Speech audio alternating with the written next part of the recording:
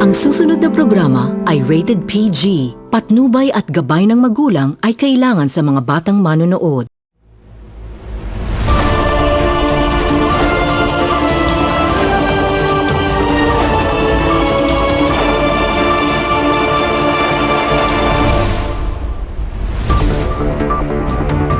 Oroqueta City, Misamis Occidental, maayong adlaw. Ako si Joanne sa Rigumbanta, Suda alang sa Community Update.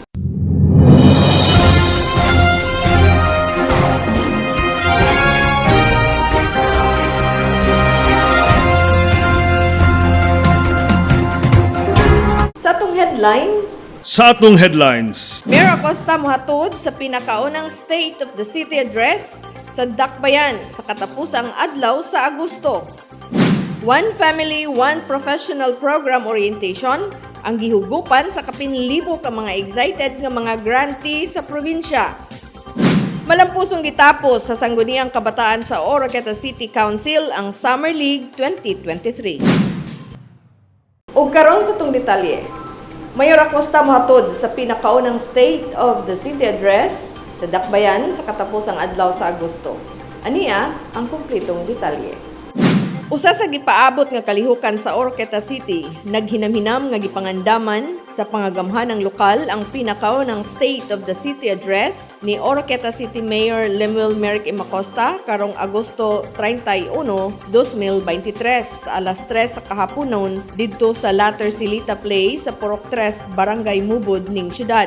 Ang mga staff sa buhatan sa mayor o sa sangguniang panlungsod nagtambayayong sa pagplaster sa maong dakong kalihukan uban sa mga kapulisan aron masiguro ang labing kasiguruhan ug kahapsay sa nagsingabot nga kalihukan. Mas istriktong protokol sa seguridad ang gibutang aron magarantiya ang kahapsay nga pagpahigayon sa mga proseso. Gihimo ang makuti nga pagsusi sa lugar isip lakang sa seguridad sa mga dignitaries nga mutambong ug limitado lamang ang posibleng gitugutan nga makasulod sa lugar aron mapadayon ang usa ka luwas nga palibot alang sa mga high-ranking profile nga panagtapok. Ang State of the City Address nagsilbi kini nga usa ka mahinungdanong plataporma alang sa mayor sa pagpresentar sa mga kalampusan, plano ug mga prioridad sa gobyerno ug sa paghulma sa dagan sa kaugmaon sa katawhan. Samtang andam na si Mayor Acosta nga mobarog at ubangan sa mga bisita ug sa katawhan nga anaa mitambong aron mapaabot ang mahinungdanong milestone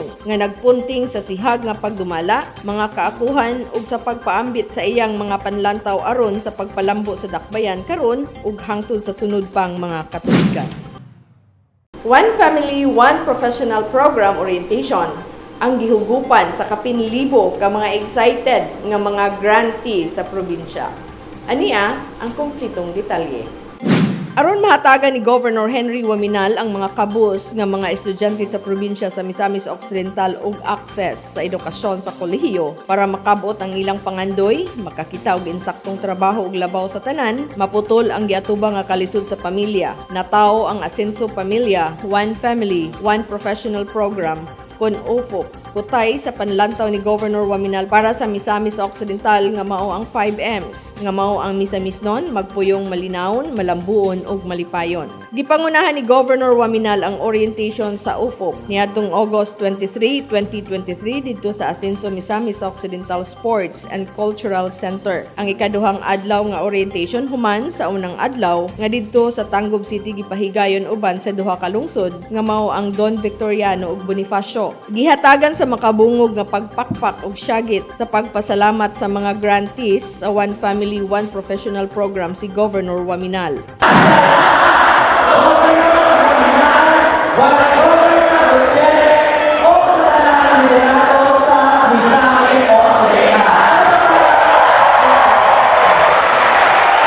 Dinadunay 1,369 ka mga grantees nga mga tinun-an gikan sa 13 ka mga lungsod ug syudad sa probinsya nga mitambong og nagpasalamat sa UFOP tungod sa positibong panlantaw ni Gobernador. Ang ato nga aspiration nga ang tinuod nga pag-asenso sa lugar imo makita diha sa pag-asenso sa mga katawhan na mamiyo.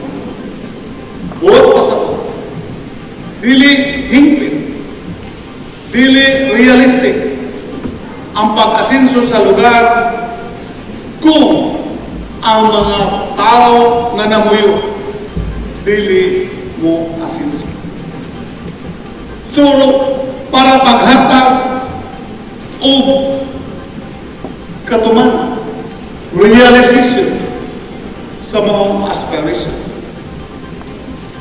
ang atong asenso Misamis Occidental, ang buot ipasabot. What does it mean? Asenso Misamis Occidental mean, that is the Bible. Misamis nun, magpuyong, malinaw, malambuon, o malinaw.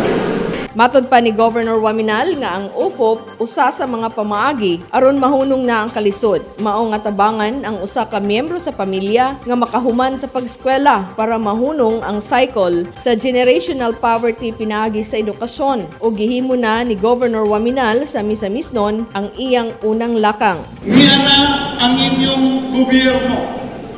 For the first time, ang provincial government of Misamis Occidental, in coordination with our municipal and city local government units, atong imugna ning maong programa naggahit og pundo 100 million pesos for this year para igasto na makatabang sa inyong pag-eskwela nga dili mo maundang tungod sa kawaton.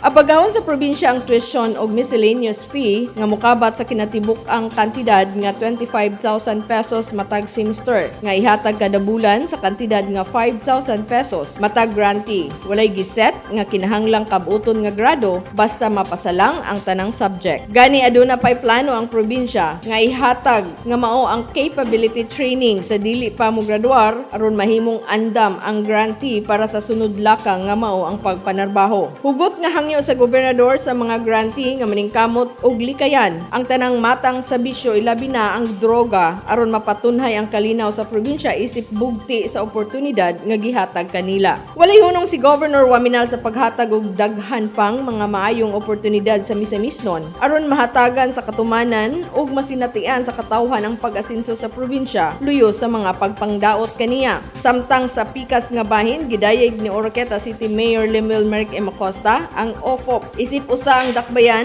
sa beneficiaryo tungod kay dako kaayo kini og tabang sa matag pamilya. Matod pa sa mayor nga ang pag-asenso sa usa ka lugar wala kini nagbase lamang sa infrastructure project nga makita apan nagbase usab kini kung nakahatag ba ang gobyerno og maayong oportunidad sa katawhan para moasenso. Kung namatigdan ninyo ang direksyon sa atong halandong gobernador, makita nimo ubos sa 5M's vision niya.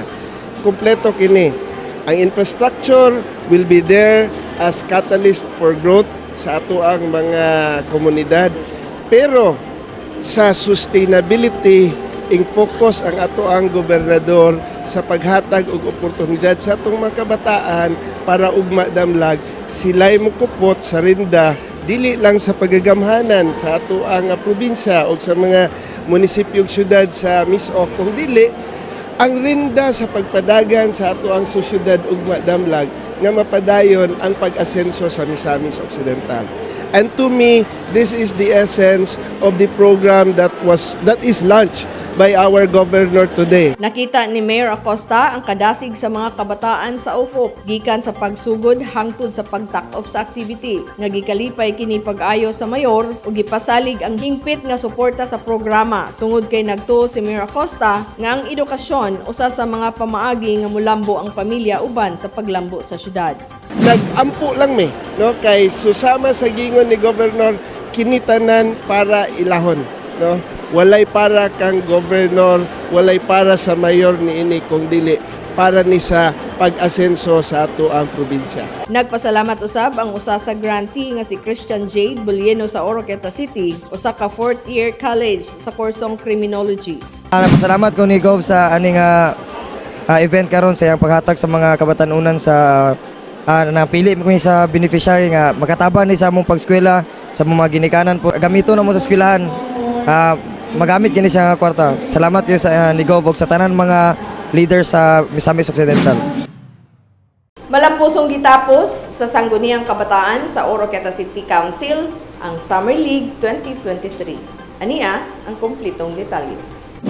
Mapasigarbuhon nga gipresentar sa Sangguniang Kabataan sa Oroqueta City ang culmination sa Summer League 2023 awarding didto sa Asenso Misamis Occidental Sports and Cultural Center ni adtong August 20, 2023. Kini nagtimaan sa usa ka mahinungdanong adlaw human sa duha ka bulan nga gipahigayon ang dula sa basketball ug volleyball sa mga kabatanunan. Ubos sa pagpangulo ni SK Federated Chairman Henrich Von Gonzaga, ang Summer League naghatag og plataporma alang sa mga batanong atleta sa pagpakita sa ilang mga talento ug sportsmanship. Ang liga gikan sa bulan sa Hunyo 2023 hangtod sa Agosto sa parehang tuig. Nagpakita usab kini sa panaghiusa ug panagtinabangay sa pagpalambo sa usa ka lig-on nga komunidad. Sa basketball, adunay 40 ka team ang nakigtigi sa junior division, 63 ka team sa senior division, samtang sa dulang volleyball adunay 30 ka team sa women's division ug laing 30 ka team sa men's division. Sa dulang basketball sa junior urban division, ang team sa Barangay Pines ang nahimong champion. Misunod ang Barangay Lower Lamak nahimong second place ug ang Barangay Talairon ang third place. Sa Junior Rural Division, nakuha sa Barangay Bulibol ang first place, misunod ang Barangay Dulapo isip second place ug ang Barangay Tuyabang Alto ang third place. Sa Basketball Senior Urban Division, nakuha sa Barangay Kanubay ang first place, misunod ang Tabuk Norte sa second place, samtang ang third place nakuha sa Barangay Talairon. Sa Senior Rural Division, nakuha sa Barangay Bunga ang first place, ang Barangay Dulya Norte ang second place, samtang si Riaco Pastrano ang nakakuha sa third place. Sa dulang volleyball urban women category, nakuha sa Barangay Mubod ang first place, second place nakuha sa Barangay Kanubay, samtang third place nakuha sa Barangay Talik. Sa rural women category, ang Barangay Tuyabang proper ang nakakuha sa first place, second place nakuha sa Barangay Dulapo, samtang nakuha sa Barangay Siriaco Pastrano ang third place. Sa men urban category, nakuha sa Barangay Villaflor ang first place, ang second place nakuha sa Barangay Kanubay, samtang nakuha sa Barangay Tabuk Sur ang third place. Sa rural men category, nakuha sa Barangay Dulipos Baho ang first place, second place nakuha sa Barangay Siriaco Pastrano ug ang third place nakuha sa Barangay Victoria. Nagpasalamat ang SK Council sa tanan nga misuporta sa gipahigayong SK Summer League 2023. Pasalamatan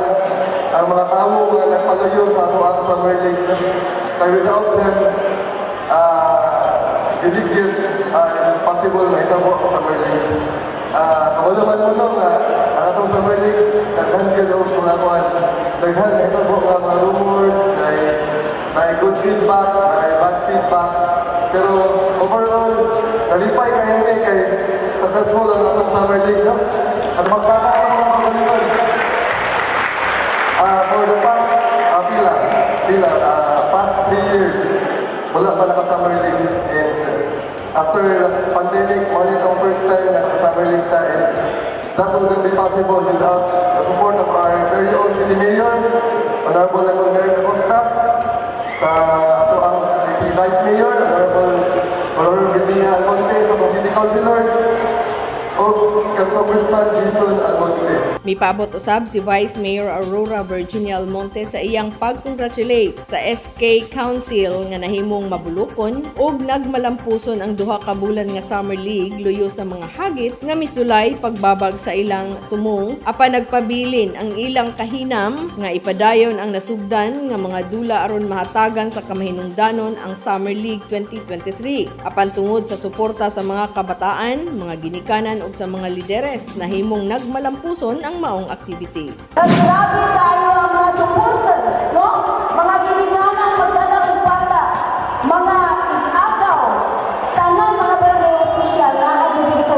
Timaan ka na sa atong panaghimusa. Timaan ka na sa pagsuporta sa mga players nato. Subusa ka mo mga players na nakaroon din. Ayaw ang kagoon. Nagamo ang uban daw. Ang importante